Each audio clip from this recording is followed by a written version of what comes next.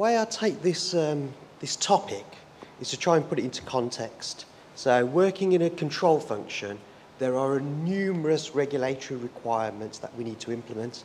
Bribery and corruption is just one of those. So to give it the airtime that it deserves and warrants, we have to find a way of trying to communicate with all our employees across the whole firm, senior management right down to bottom level employee. Naturally, they're very busy people. They're not necessarily interested in all that type of regulation, etc. So we need to find a method of trying to communicate and explain this in an effective manner. So the first thing I think of is, well, let's have a concept.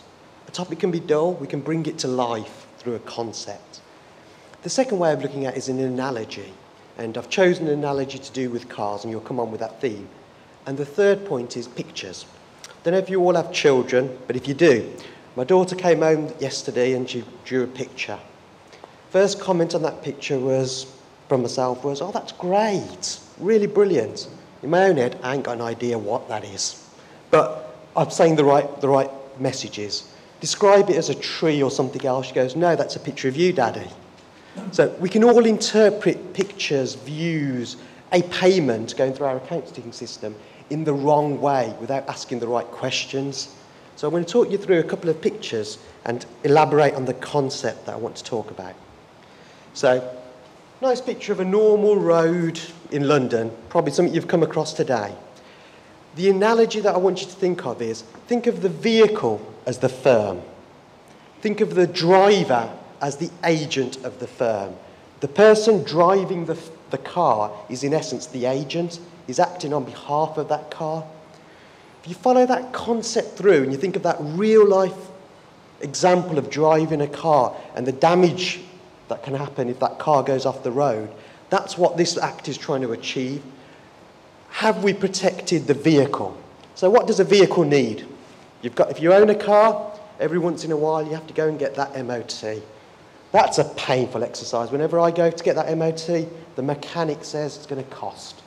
And it does cost. There's always changes. That's changes to process procedures. But ultimately, the car, we all want to get and make sure it passes its MOT, not just once, but on a regular basis. The second element is the driver and also passengers. There's numerous people in that car driving that firm forward, hopefully a very successful car or vehicle. The driver must pass the license. He needs to be appropriately trained to drive that car. Licenses come in very format. So you've got a picture of a motorbike. That might be an example of a sole trader acting on his own behalf on a vehicle. He's not very well protected because it's his own business. Compare that analogy to a bus. The driver of the bus has a different form of license to the driver of the motorbike. So the training and the logic of proving that individual needs to be different. Horses for courses. You've heard that message from our colleagues earlier in the day. It needs to be the right balance.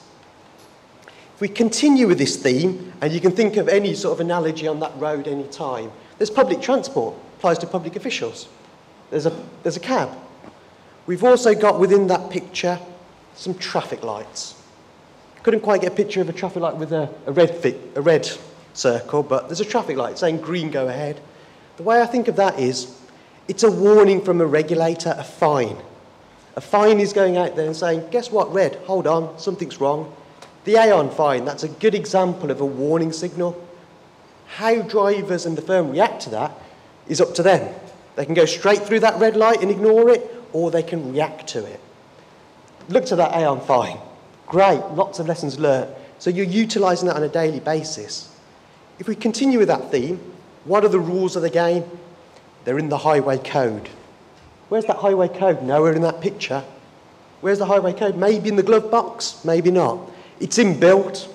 People and road users know those rules, or they have to know those rules. If they don't, that ain't safe. That ain't the country I want to be in. So if you think about the highway code, there's other rules out there. For example, speeding limits. UK, 70 miles per hour on a motorway. Germany, there ain't none on those autobahns. So different countries have different rules, different drivers. A speeding limit isn't necessarily a way of controlling that we follow the right rules. It's just a flag.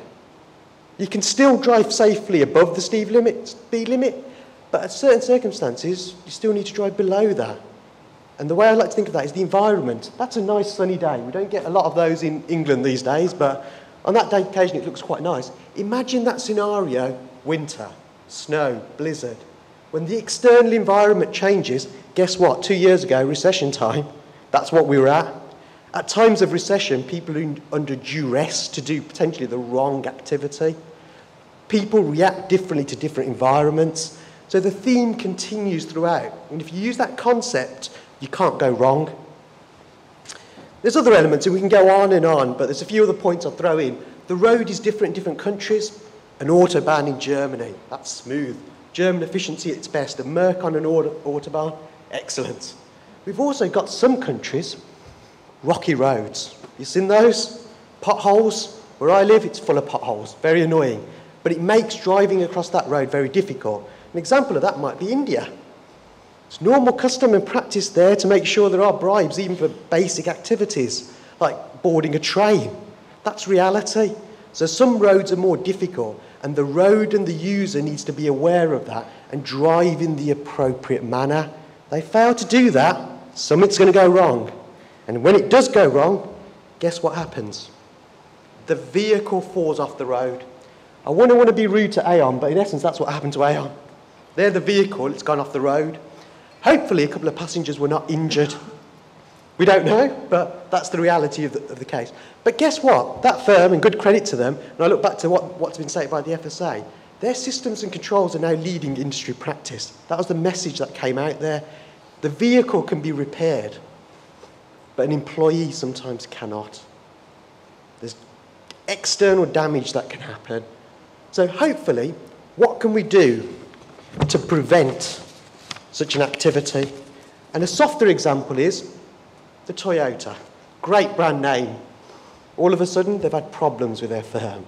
So that's a warning out there. So you can still be a roadworthy car, but ultimately there are problems that need to be remedied. Example of that, and the concern with Toyota, well, did they tell US regulators their own problems?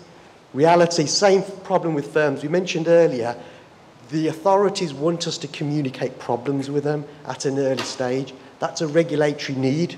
A firm desire is not to be honest. There's a natural aversion to do that, but it's also an inherent need to do that and get on that right footing. There's a balance, and we all need to find that balance.